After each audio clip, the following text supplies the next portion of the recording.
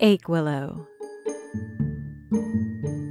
Season 6, Chapter 10, A Warm Day.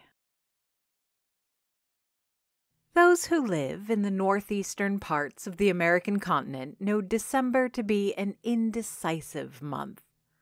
In these parts, winter in general seldom knows what to wear, but this last month of the year is a particular beast. With most of its weight on the side of fall, we still tend to think of December as a winter month. After all, we do find Christmas at the tail end.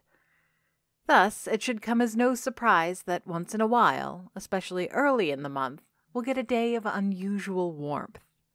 A hot October day is nothing unusual, and no one cherishes November's gentler moments, but December's last farewell to comfortable weather is a treat to savor. That goes double for when we're lucky enough not to be showered by sleet or rain. Still, the prudent will bring an umbrella. By the time I arrive at Fig's orchard, the night has already enveloped all of Ache Willow. The season has already nibbled much of the days away, and the tall forests of southern Quebec raise the horizon so much that twilight comes knocking well before dinner time. I, being far more polite, have timed my arrival to coincide with coffee, well after the figs have cleared their table. "Don't you have a coffee shop to run?" Olivia says, in lieu of a greeting. The question is without malice, and I can see how glad my friend is by her smile and her gesture for me to come in. To think that for months I assumed Fig's orchard no longer welcomed me. Come in, Olivia urges, before Hank starts whining about the electricity bill." "Really?" I ask, shrugging off my jacket. "In this weather?" Been looking for things to gripe about for weeks, that one. He does that when life goes too well and there's too little to complain about. Do yourself a favor, Miriam, if you ever get married. Make sure it's to no one that plans on getting old." Olivia spilled her uncharitable comments into the Fig's living room. It takes a moment for me to notice, but Henry Fig is right there, so much a part of the furniture as to disappear into the decor. He only reveals his presence by breaking camouflage and folding his newspaper noisily, the wordless growling of the old and ornery. Walking into Olivia's kitchen, I'm taken aback again by how modern it is, at least compared to the rest of her house. Still, as I've grown to know the woman, I've also learned much about where she makes her meals. In most company, Olivia would easily be the most talented cook. She has the acumen to make cider out of apples, so the complexities of home-cooked meal are well within her reach. Her sink is filled with dishes that need cleaning, including her own wooden spoon. Of all the decor and accoutrement of the kitchen, it's the piece that reaches farthest back into the past. My mother would have long ago tossed such a relic and replaced it with a new one, probably something suggested from a lifestyle magazine or home life blog. "I smell vanilla and almonds," Olivia says, pulling out a bag of coffee grounds and 2 mugs. While she prepares the hot drinks, getting cream and sugar to complete the offering, I take out a gift of my own. "My, what a fine nose you have," I tease, putting a plastic container with 3 almond biscotti in the center of the table. There's a twitch to Olivia's features as she sniffs the air, already appreciating the treat. But by the time she gets back to the table, steaming mugs in hand, she puts the lid back on my gift. She sits down opposite me, scooping sugar and pouring cream into her mug. I watch, incredulous, as she then pushes the plastic container back in my direction. "You've got to be kidding me," I mumble, a little offended. "Now, don't clutch your pearls too tight, dear, but I only indulge in those when at the cafe. If I'm allowed Doris's biscotti at home, they'll be pulling my corpse out from under a mountain of them before the new year. Besides, we don't want to break with tradition. Now, to what do I owe the visit?" As a courtesy, I put the biscotti away, stuffing the container back into my bag. Hopefully, they don't lose their snap before I get them back to the Aquilo. One way or another, Olivia is eating these things. Can't a friend just drop by to visit? I'm not even offered the luxury of a verbal reply, having instead to settle for a raised eyebrow. It's blunt, but also not incorrect. Though, in my defense, I'm a very busy friend, but also an easily available one. Everyone knows where to find me. Fine, I capitulate. I'm at war and rallying my allies.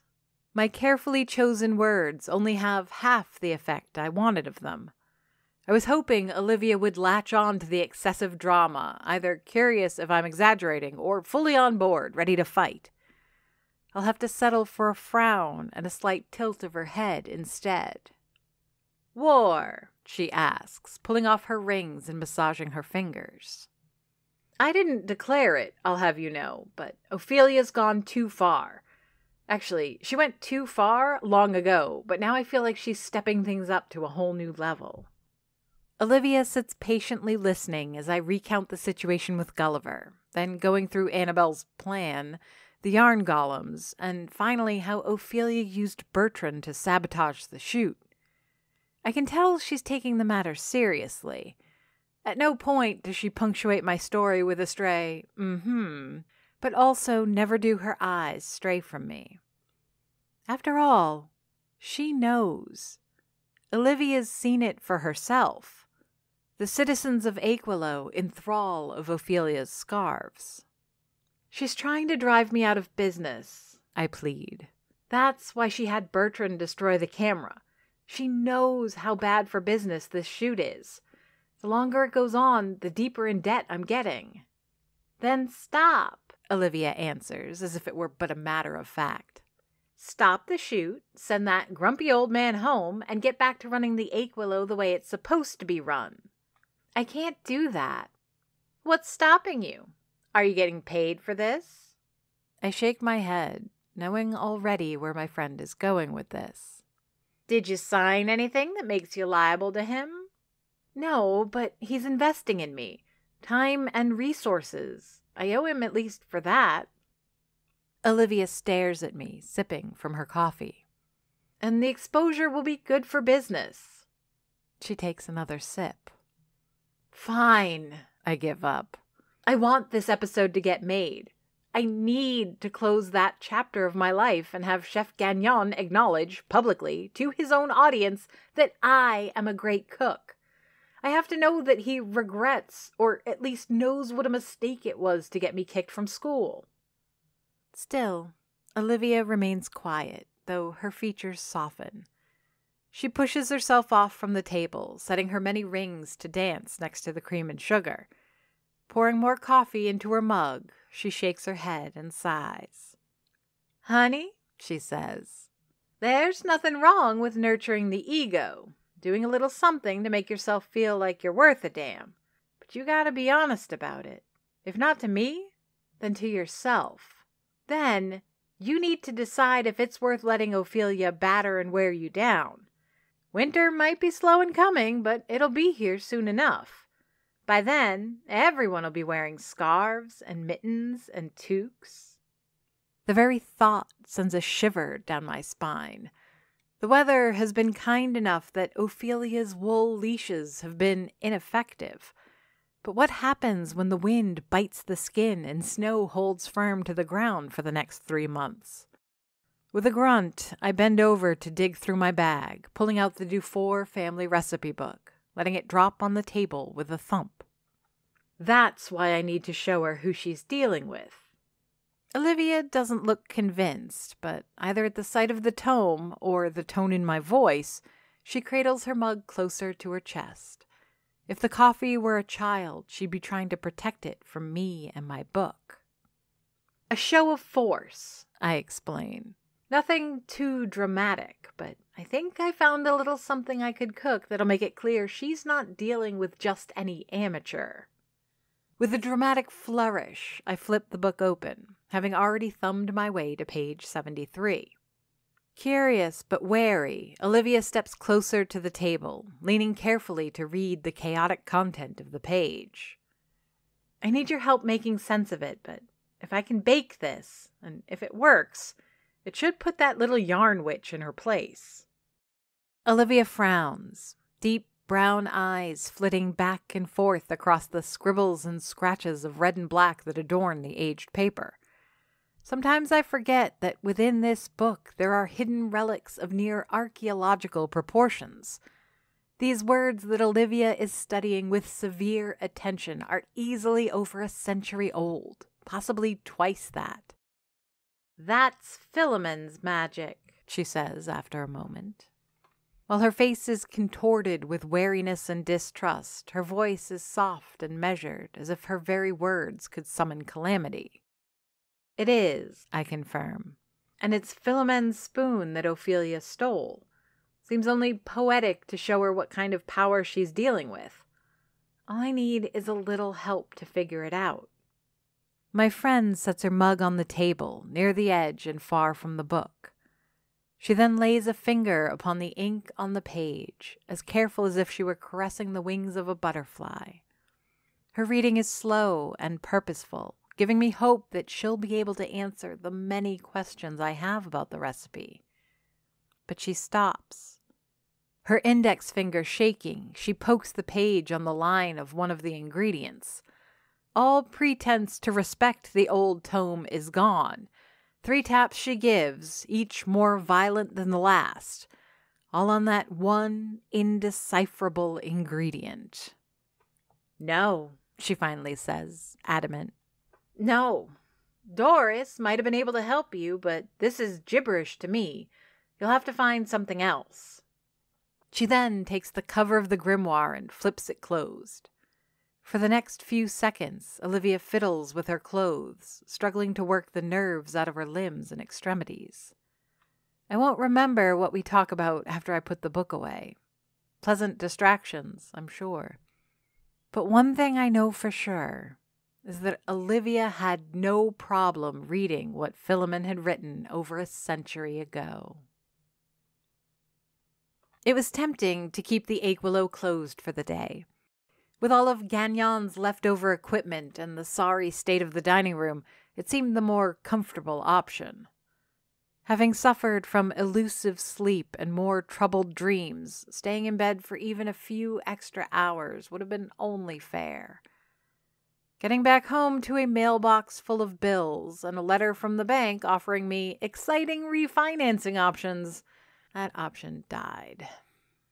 When the tip of a few creditors' blades press against your neck, you pick up your own knife and start chopping onions and cutting meat.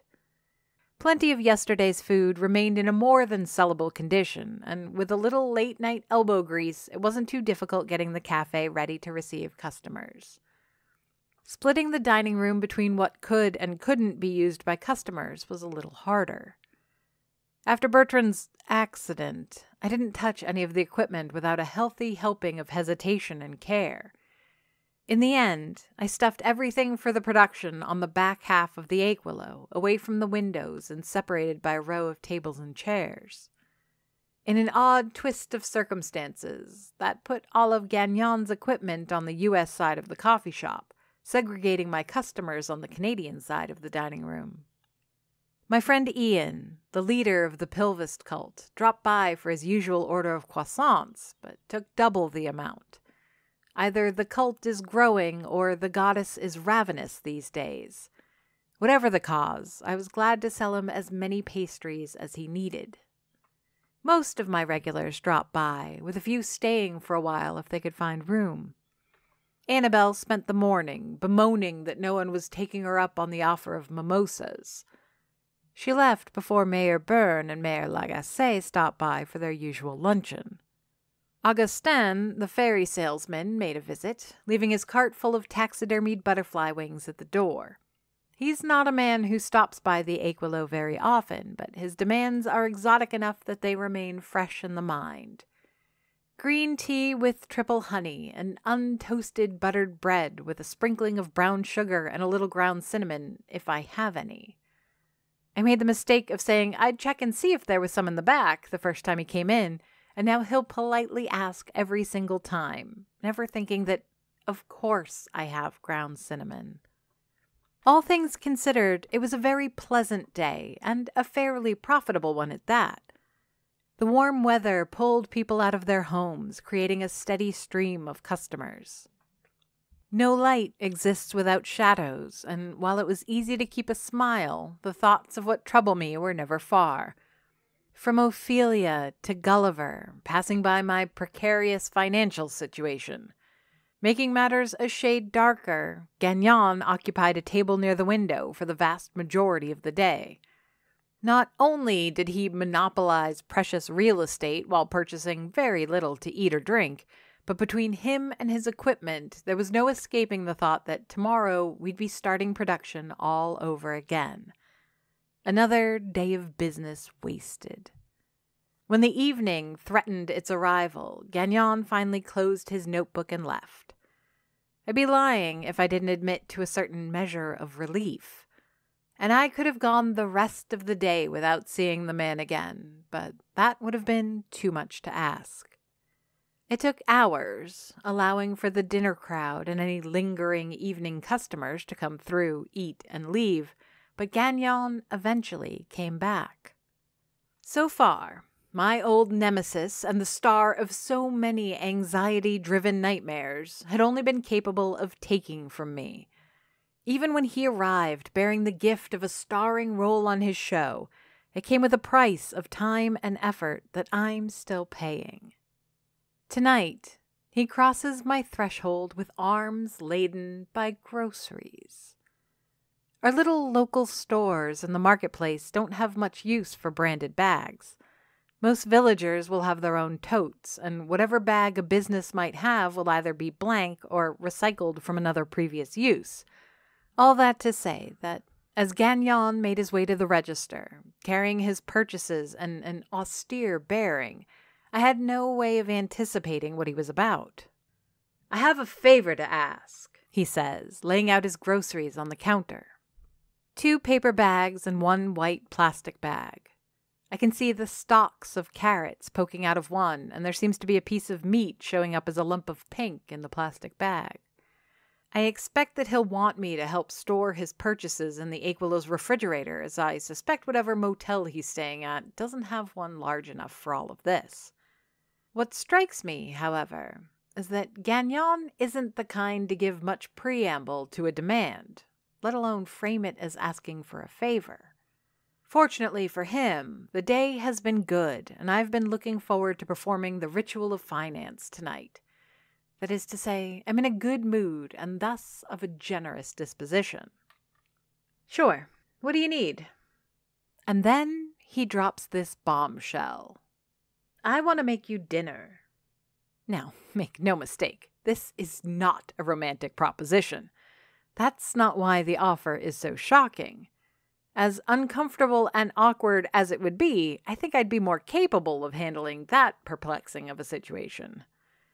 Now, what puts me out of my element is that this is the Chef Frederick Gagnon offering to cook something for me. Personal history aside, Gagnon remains a decorated chef and recognized master of the arts. It's no coincidence that my school was more than happy kicking me to the curb at his insistence. The man is part of the lower pantheon of culinary deities. There are people who would pay a small fortune to have a man of his standing prepare a meal in their kitchen. "I'm not offering this as some kind of veiled insult," he continues while unpacking the bags. "But there are no good places to eat in this town except here. I love a bad burger as much as the next person, but a fine palate can only bathe in salt and grease for so long before it drowns." Trying to look absent-minded, I dig through some of his purchases, curious to decrypt what it is he would be making in my kitchen. "No veiled insult? Miriam, please. I'm featuring your culinary prowess on my show. I might even split it into 2 episodes, if only to recoup the cost of Bertrand's thumb-handed incompetence. It's implied that present company is excluded in my scathing review of the local cuisine." 2 years is a short time to have dulled the edges of this abrasive man. There remains some acid to him, but not enough to set my teeth gnashing as it once did. Then again, perhaps the credit is all mine. Maybe facing down demons and ghosts has made enduring a man like Gagnon less important in the grand scheme of things. In life, as in the kitchen, proportions matter. Holding up a chunk of wrapped meat labeled simply top sirloin, I get an idea of what the chef has in mind. I've worked in a butchery, and this particular cut, a petit rôti, is a perfect choice for roast beef. And when was the last time I had a good roast beef? "Be my guest, chef," I offer, putting the meat down and waving towards the Aquilo's kitchen. There's a little emphasis on the word guest that I hope will not go unnoticed, but also avoid being seen as a slight. After all, when was the last time the ovens, pots and pans, and counters of the Aquilo Café were used by anyone but a Dufour? A witch does not lend out her cauldron without care or reservation. The chef may not know or care about Dufour family history.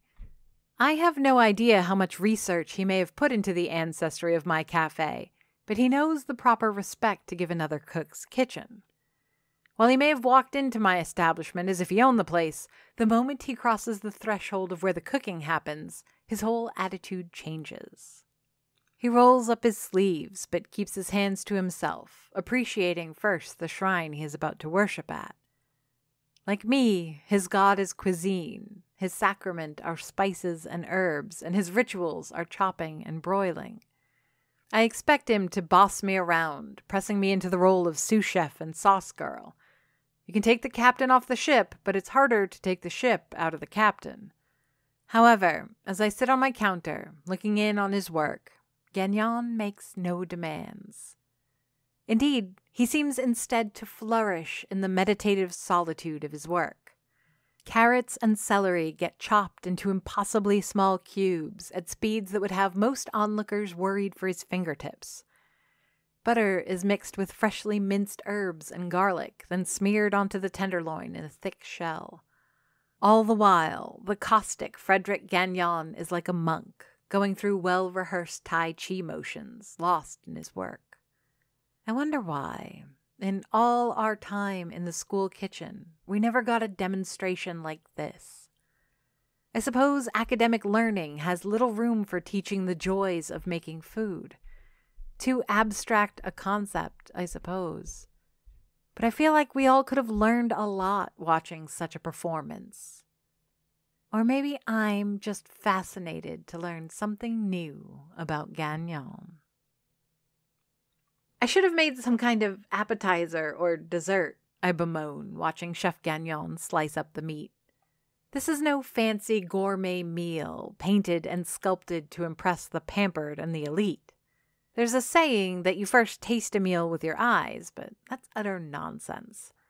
The trailblazer of flavor has always been the nose.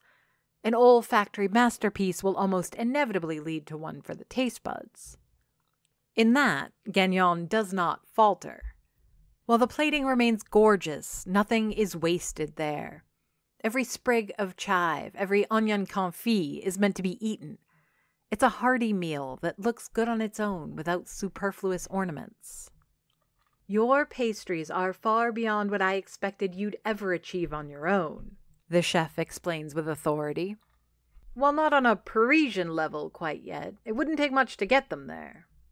Uncaring that his words could be interpreted as a takedown, Gagnon folds and drapes a tea towel over his arm. Taking on the role of waiter and maitre d', he picks up both plates, carrying them to a table near the window. There, a bottle of red, glasses, and all the appropriate silverware wait. "Not exactly a terrace overlooking the Seine," I say, dropping from my seat on the counter to join him. "A good meal doesn't lean on location, Miriam," he explains, waving me to the seat opposite his. "And a great meal can take you on a journey to wherever the chef intends. Tonight, our destination is Boulogne-sur-Mer, where I learned to make this variation on the traditional English roast. You'll see the French influences in the choice of herbs and the touch of creme in the sauce." The wine, already uncorked to breathe, is poured, tasted, then served. The roast flirts with the senses, begging to be sampled. Its garlic fragrance with a touch of fruit from a few drops of port, difficult to resist. I can almost taste the 100 Years' War, I say, savoring the first bite. Gagnon has the courtesy of ignoring my quip, digging into his own meal instead. I spent a summer traveling in the north of France after finishing at the Cordon Bleu, he tells, his focus entirely on the meal in front of him. There were offers, of course, but only the worst cook goes forth until well seasoned. He smiles at his own humor while taking a sip of wine. That's where I learned to make this variation on the roast beef. Not from a culinary academy, not from a prestigious restaurant, but from the owner of a bed and breakfast where I'd taken up residence for the week. Gruff old man, as unpleasant then as I tend to be now. He would make fun of me for my education. I hated him. His smile broadens at the memory, and he seems consumed by the nostalgia of it all. While the roast is perfectly cooked, juicy, and flavorful, I don't feel quite as transported as he is. Then again, I've never been to Boulogne-sur-Mer.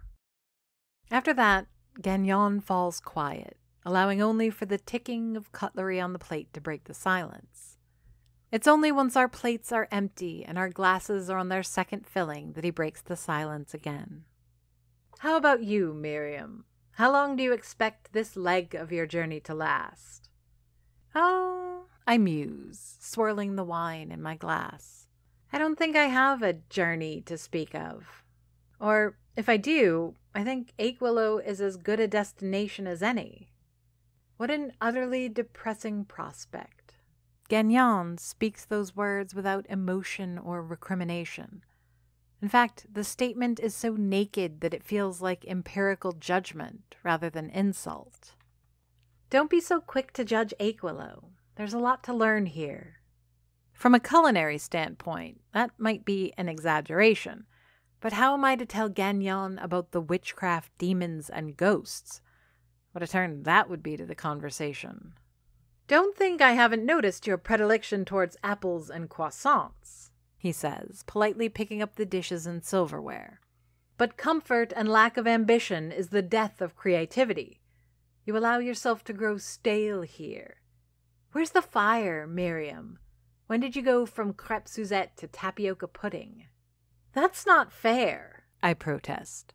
I have responsibilities here. And not everyone has the privilege of traveling in the north of France without a second thought to budget. He remains unmoved, setting the plates and cutlery in the bussing tray under the counter, leaving me to wash them later. I get the feeling that this conversation has nothing to do with convincing me to do anything, but rather mourning the fact that I won't. The corpse of my ambitions is already cold to his touch. Fine, he says, taking his coat. I'll pay for it. We'll sit down and build you an itinerary. I'll write up references to all the great chefs you need to learn from. You can disappear for 6 months, a year. Come back twice the chef you are now. Anything to stop your potential from rotting at the back of the refrigerator. I'm stunned. Is this his way of atoning for how he treated me in school? For essentially ruining my career before it even had a chance to begin?